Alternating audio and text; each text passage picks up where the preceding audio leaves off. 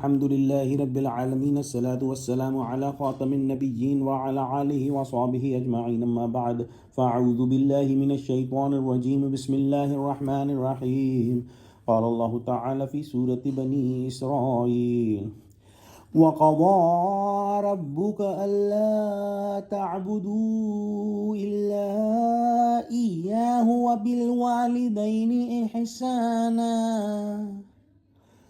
إما يبلغن عندك الكبر أحدهما أو كلاهما فلا تقل لهما أف ولا تنهرهما وقل لهما قولا كريما واخفض لهما جناح الذل من الرحمة وقل رب ارحمهما كما ربياني صغيرا۔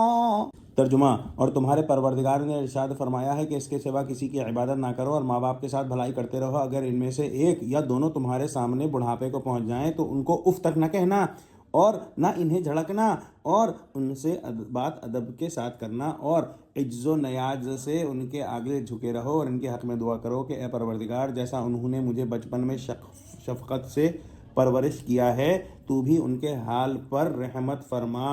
اے کاش کہ آج کی آیتیں ہم سب کو اور بالخصوص ان لوگوں کو سمجھ میں آ جائیں جن کے والدین ابھی زندہ ہیں اور وہ ان کے ذریعے سے جنت کا سامان کر لیں۔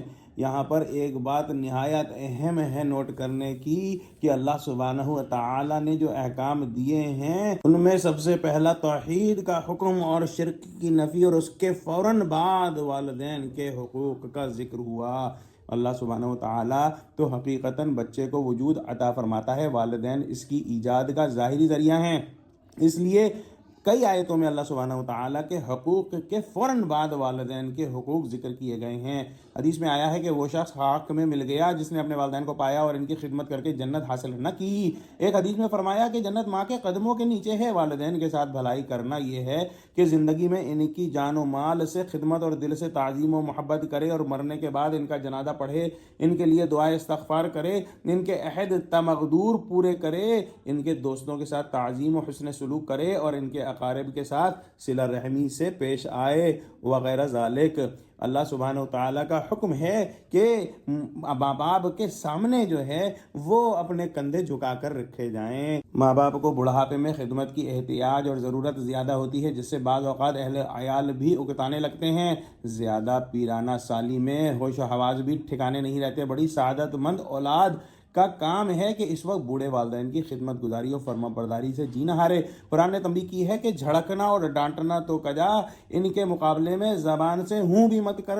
جب یہ حکم آ گیا تو اس سے آگے کی تمام چیزیں حرام ہیں کہ ان کو ایذا پہنچائی جائے، بد کلامی کی جائے، مارا پیٹا جائے، یا ان کی اور کوئی کسی قسم کی تکلیف ان کو دی جائے۔ والدین سے بات نہایت ادب سے کرنی چاہیے۔ دوسری آیت میں جو دعا آئی ہے وہ ہم سب کو یاد کر لینی چاہیے، جس میں ہے کہ یعنی جب میں کمزور تھا تو انہوں نے میری تربیت میں خون پسینہ ایک کر دیا، اپنے خیال کے موافق میرے لیے ہر ایک راحت و خوبی کی فکر کی، ہزارہا آفات و حوادث سے بچانے کی کوشش کرتے رہے، بارہا میری خاطر کو اپنی جان کو جوکھوں میں ڈالا۔ آج جب ان کی ضعیفی کا وقت آیا ہے تو جو کچھ میری قدرت میں ہے ان کی خدمت و تعظیم میں لگا دوں، لیکن حق پورا ادا نہیں کر سکتا، اس لیے تجھ سے درخواست کرتا ہوں اے اللہ کہ اس بڑھاپے میں اور موت کے بعد ان پر نظر رحمت فرما۔ اگر اپنی پوری کوشش کے باوجود کہیں کوتاہی ہو جائے تو اللہ تعالیٰ معاف کرنے والا ہے۔ دعا کرتے ہیں اللہ سبحانہ و تعالیٰ ہم کو قرآن کا فہم عطا فرما۔ آمین۔ وآخر دعوانا الحمد للہ رب العالمین۔ السلام علیکم ورحمۃ اللہ وبرکاتہ۔